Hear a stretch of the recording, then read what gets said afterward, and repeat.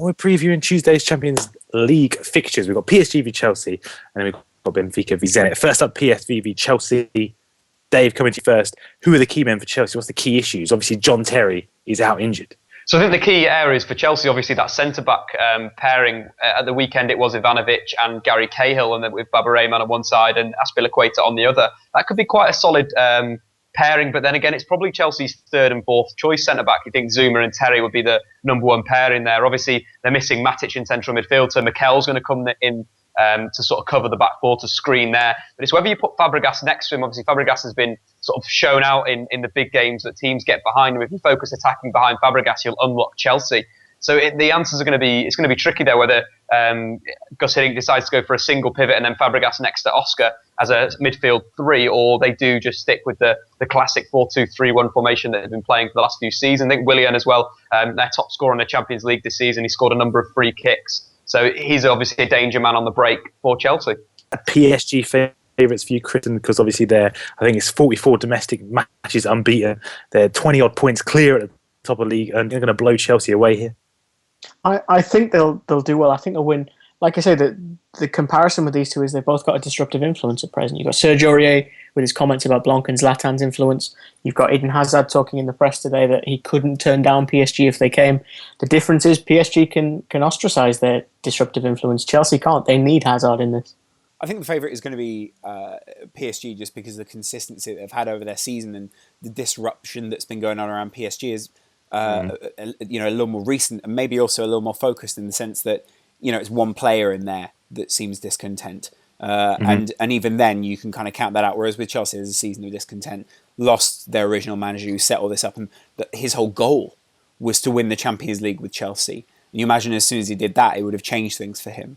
So I think overall it favours PSG in this tie, but that doesn't mean that suddenly I'm not looking at Chelsea and going, well, they can't win this.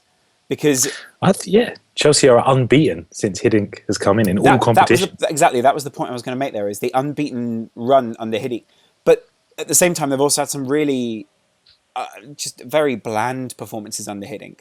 I just wonder if Chelsea are just going to out-bland PSG, though, and just sort of go down the route of, we could do this all day. What's your score prediction then, Laurence? 2-0 PSG and Zlatan to get both.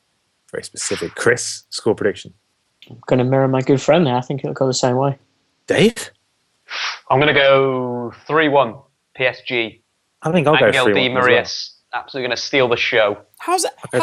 My big question is, how are PSG going to score a goal against Chelsea? Is it literally just get it between Di Maria and Zlatan and hope for something special? I think that's what it is, isn't it? That's what PSG have sort of built at the moment, quite slow in midfield, and then it's getting it to these key men. Di Maria's been in really good form, 10 assists, 9 goals, so he's sort of losing that United form, and he's starting to become the Angel Di Maria of the past. Benfica v Zenit St. Petersburg. Dave, Zenit haven't played since losing to Ghent in early December. Do you think that's a bit of a problem going into this match?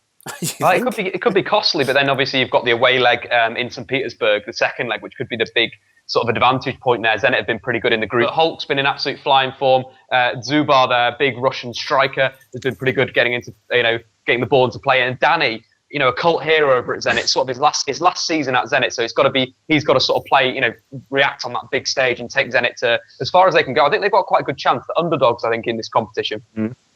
Chris, have you got any inside info for us on Benfica? All I know is Kostas Mitroglou has scored 8 goals in his last 7 appearances. I didn't even know he was at Benfica. But apparently he is, and he's doing all right. They'll be worried about Hulk. He's a man who loved the game against Benfica. Had a bit of controversy with the tunnel fight and everything, but did once score a sensational goal at the Stadio de Luz in the midst of being racially abused as well, which made it kind of a little bit more poetic in that sense. I watched Benfica at the weekend against Porto, and I thought they were really poor. Admittedly, there was some inspired goalkeeping by Iker Casillas mixed in there as well. 5 really big saves, I thought, for Porto to help them win. But they just didn't have anything that was really dynamic, it felt like. It was really a side that I thought struggled to build a fluency in attack. And this was the same Porto that were recently beaten by Arouca quite easily. So that would be a concern for me going into this. Certainly Mitroglou's on form. The difficulty you have with the Portuguese league is it can be very easy to inflate your goal tally like that, and it can make a real kind of mountain out of a molehill striker. Yeah. Give me a hard-hitting score prediction then. Yeah, 1-0, mate. Chris, what you get, bro? So I'm going to go 1-1. Ooh, Dave? I'm going to go 2-0, Zenit, actually. 2-1 Zenit.